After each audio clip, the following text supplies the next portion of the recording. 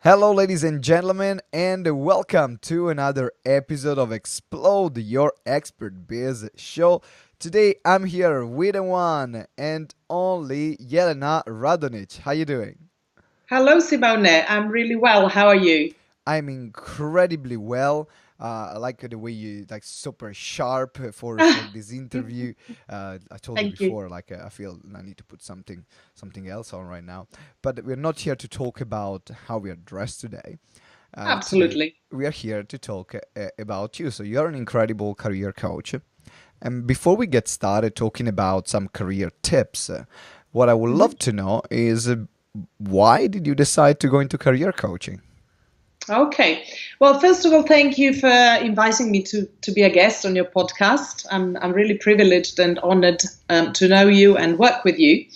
And yes, as far as my story goes, my recruitment background, I guess, was a solid base for the decision to become a career coach, but also my really deep and genuine interest in human nature and in helping people get to where they want to be in terms of their careers. Um, I see when I say a career, I don't see it just as a job, like go to work, get paid, pay the bills. To me, it has more meaning and more significance. And that is the bit that I like to incorporate in my coaching, which is really assisting people in finding out who they are, what matters to them, and how they can then use that and live that in their career, job, work, call it whatever. It doesn't Mhm. matter what it's called, as long as they can actually apply themselves with passion and love Yeah. what they do. And what was something that Mhm. you found that was missing in the way that normally people get jobs and that got you to say actually this is needed out there, or I wish I had it, or an example or an experience that you had. Sure, sure.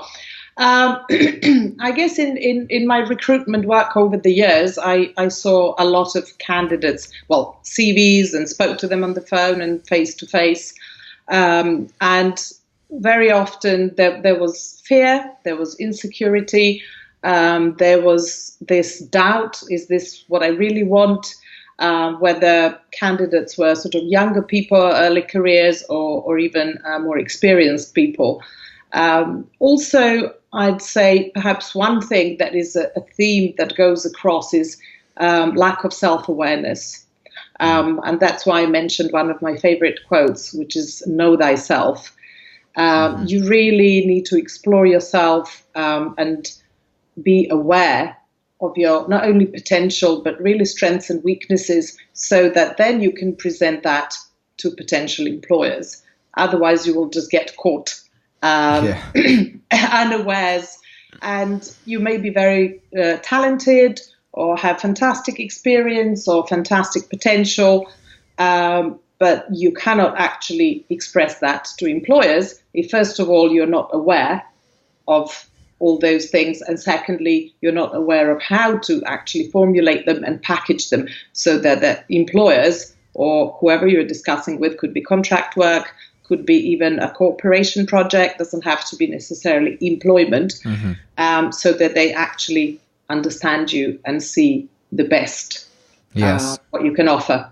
Have you ever been in a position yourself where you were not sure about, oh, shall I go for this career or this career? Have you ever been in that position yourself? Actually, to a certain degree, I think I was fortunate in the sense that I always knew I wanted to work with people. Yeah. And I'll tell you a short story about how I actually got my first corporate job, which was in Tokyo, Hmm. in Japan, because my background is in languages. I studied English language and literature, Japanese language and literature. So obviously, yes, I did want to go to Japan and Yeah. work. Was it difficult to learn? It wasn't easy. It takes time. It takes a lifetime, pretty much. But I loved it. Yeah. I really loved it. So yes, but obviously I still wasn't sure what it would be that I could do with that, apart from translation, interpreting, which is the bits I did already as a Yeah. student. Um, so I was lucky actually to had been introduced by my language professor to a group of businessmen that were visiting. They were going around Europe, campuses, and recruiting graduates who spoke Japanese to go and work in Japan. And at first I was a little bit reluctant because I was just studying for my final in English literature, so completely different from my mind was elsewhere. But my professor said, no, I want you to go, because I said, oh, well, another student can go. She was like, no, you go. And that was a little, I'd say, call from my destiny, really. Yeah. So I did go, even though I felt unprepared. So anyway, to cut the long story short, I met with them, we discussed, I even invited them to my home. I showed them what I studied, all the notebooks and all the writing I practiced. They asked me to read some articles from the newspapers, which I could do. But still, I had no idea that actually they were recruiting me. That was their way of interviewing me. So when they invited me to a careers fair in London, which I attended, I realized that they didn't have a stand for interviews. So I said, I really love what you do. The fact that you bring people, young people, and employers, and you help both sides. To me, this is really meaningful. That's what I want to do. So then they impromptu organized an interview for me with the president of the company, which was really scary because it was in Japanese and it was like completely unprepared. Yeah. But it was, he only asked me 3 or 4 questions because obviously his employees had done the investigation before. And that's how I landed my first job, which was quite an interesting story, I think, unusual. And it's quite different to what people have to go through these days. Yeah, it doesn't sound like the normal standard interview at all. Not at all. Is that just the company, or is that a way that the Japanese do? Well, I think it's a combination of both. I think they prefer to suss you out in subtle ways. And I guess they could see from my hard work and determination as a young student from a country that didn't have that many resources or opportunities, they could probably see that I was hardworking and determined and that I would do quite well. But at the time, of course, interview structures did exist. And I did interview with a few other companies at that particular careers fair. You asked me if I ever thought about different career. And I was actually offered a place on a graduate scheme by a major accountancy. But then I thought, this is not really what I want to do. I'm not the numbers person. I'm the words person. I'm the people person. So, that's what happened. And also you said that you mentioned that you were coming from a country that didn't have many resources. Which country you come from originally? Yugoslavia. At the time when I left, it was still Yugoslavia, which then fell apart, unfortunately. But I come from Serbia, from Belgrade. That's where I studied, and that's where I left from. And you mentioned before we just started that you were the first woman, apparently, from Yugoslavia to get a job in Japan, and for that you've been interviewed in magazines and That's true. Yes. How did you feel about that when you found out that actually you were the first woman from Yugoslavia to get a job in Japan? It felt a little bit weird, I have to say. I was 24. Okay, so I was still like, oh my God, what is going on? It was really exciting. As for the interviews, yes, I was interviewed by the Japanese newspaper, Nihon Keizai Shimbun, which is the equivalent of the Financial Times in the UK. That was a small article, I still have it somewhere. Wow. And I was also interviewed by some Yugoslavian, then more Serbian papers, and even a women's magazine, in the sense to kind of promote, yes, our women can do that as well. So that was quite flattering. It was nice. Yeah. And did you like the spotlight at that moment, or were you resisting them a bit? Resisting a bit, I think. But no, it was okay. It was okay. I actually liked it. Yeah. Okay, so now let's talk about some. How do you work differently to other coaches that work in the career in terms of helping people with their career? Because like in the coaching market, there are hundreds of coaches, thousands of coaches in every niche, and what's the beauty of this industry, which I absolutely love, is that everyone has a different approach that is being developed from their passion, from their experience, from their expertise, from their background. So what I would love to know is regarding the work that you do, how is it different, or what do you add to the career coaching that we can see normally from other companies? Okay, sure. So I wouldn't say that this is my proprietary method, because I'm sure there are other coaches who also sort of dig deeper in order to assess really the personality of the client. But for me, that is probably the most crucial part of the work. So I'd say I combine work as a life coach, a personal coach, and a career coach. So in other words, I really like to get to know my client, and even more, I like to help them get to know themselves. Yeah. That is the crucial bit, really. So it's about what drives them, what motivates them, what are their natural talents, but also what are their self-limiting beliefs, because that bit is incredibly important. And I help clients identify actually what's stopping them. That's one of the first questions that I asked them. What have you tried so far, and what has stopped you to get to where you want to be? So I'd say the first phase is exploration, which is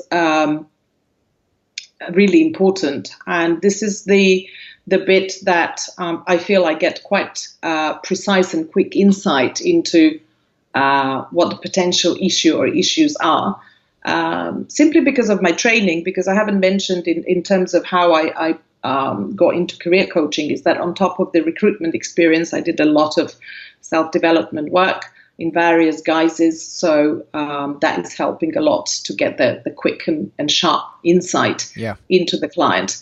And then only once we have gone through that phase, which doesn't have to be long, it could be 2 sessions, of course, with the client doing some work in between sessions, then we would start to actually qualify, because the first was the exploration, the second would be sort of qualification of what we have come up with and where is that going to take the client and what routes. Then we start defining the roadmap. And then once all of that is done, then I would look at the external expressions of that, such as the CV or the resume, the LinkedIn profile, the interview preparation, and all of that. Whereas I have a feeling that a lot of other coaches focus on the external bit, but to me it's really important to do the internal bit first properly. You mentioned the fact that we are limiting beliefs, and you mentioned the fact that there are sometimes blocks, in particular because I know you work specifically with the people that want to then advance their career, and they are senior managers, mid-managers, and what are some of the working with your clients? Because I think it's very relevant also for the entrepreneurial world. I mean, we are a lot of experts are listening right now. They're running their own business, so they might not necessarily looking for a job. But I think is that, or sometimes they're looking for a transition in their own business as well. And every time there is a transition, every time there is a step up, I found that there are some things that play in our mind that are stopping us to say, "Oh, am I really the person for that level?" So what do you find that are the most common problems or struggles that people face when they have to do the upgrade, right? Sure, when there is a challenge. Well, we all face that, including myself, and on a daily basis. It's quite common and quite normal. Well, from the psychological point of view, there are lots of, I would say, subconscious beliefs that sometimes run our lives, particularly if we're not aware of them. One would be, I'm not good enough, okay, or I need to be perfect, or I need to control, or I don't belong. I mean, there's loads. There's about 12 that I work with, but they can all express themselves in different ways. Either as compensating strategies, or people avoid certain things, or they actually overdo certain things in order to compensate. So it's a little bit difficult to talk about it in an abstract way. but in examples with clients, it becomes quite obvious very quickly. And also, obviously, these beliefs, they can have a positive and a negative side. Like anything, there's always two sides to the coin. So it is really becoming aware of it and tapping into it so that you can use it in a purposeful way, rather than submitting to the negative self-talk, which can then say, oh yeah, I'm not good enough, or I need to do more, or I need to please certain people, or worry too much about what whoever is going to think about me and my work and or my business. So tackling all of that one by one is very important, I'd say.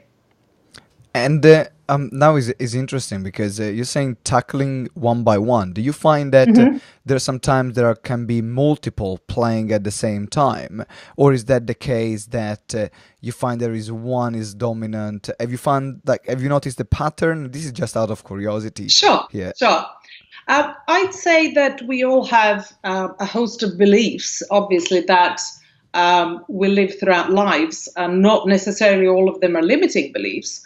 But they go in sync with our values. And that's another thing that I also explore with my clients very much, because that's what underpins their life and their view of life, and therefore what's important to them. But I'd say, yes, usually one belief is predominant, and then there'll be two or three, at least in addition, as little chaperones. Okay. So let's say someone has the belief, which I think for a lot of people can be common when they have to make that step up of I am not good enough. I am not good enough for that position, or I'm not good enough for that role, or you're running a business, I'm not good enough to charge that amount. They're playing very often, also from my experience and a lot of people that I've worked with. So what is an exercise that you recommend to your clients when you recognize that there is the belief, I am not good enough? This is, I don't know how come, yep. Okay. It's not an exercise per se, but in a conversation, I would guide the conversation through a series of what I call quality questions or powerful questions. So one of the things I would ask is for them to look back at their CV or their history or LinkedIn, or it doesn't matter, and pick up one or two or three achievements that they're really proud of and tell me about them. Right. And then I would ask them, so is this the same person that is talking to me now, and what happened to that person? I mean, not necessarily maybe in those words, but that's the gist, you see. Or I would sometimes, even for interview coaching, which I do as a specific part of my coaching, I would ask them to talk to me about the proudest experience of their life.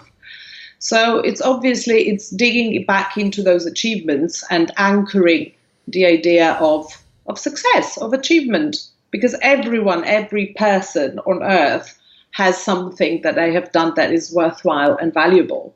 So it's reminding them of that. But there are other things such as the peak experience, which, they could be like guided meditations or exercises that we can do as well. That's perfect. So from what you're saying is about getting them to reflect about the good things. So instead of focusing on what they don't have or what is lacking for them to reach the next level, it's about focusing actually what do you have that actually plays in your favor for you to reach that promotion or to change that career.